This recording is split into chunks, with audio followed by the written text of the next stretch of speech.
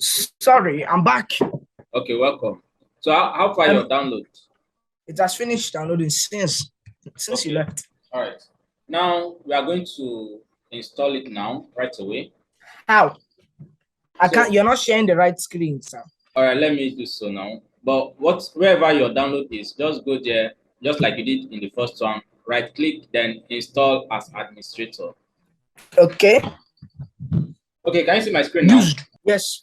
Okay. Yes. You can see. That's exactly where I am. All right. So from here now, you click on next.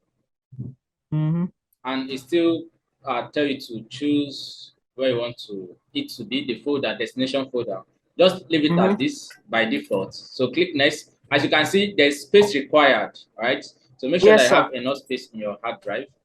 So click next.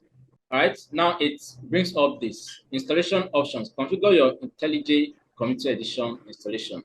Then it says create desktop shortcut. So if you need a desktop shortcut, click on this. So update context menu, right? So context menu is like when you right click on any particular item, if you want this open folder as project to be added, right? So create associations. So just click on all this, right? Click on all this. Okay, then it says update path variable restarting there. Just leave this out and you are good. Okay, just click on this add open folder as project also. Is all right? Then click on next. Now it says choose a start menu folder.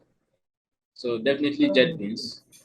All right, JetBrains, then install. Yeah.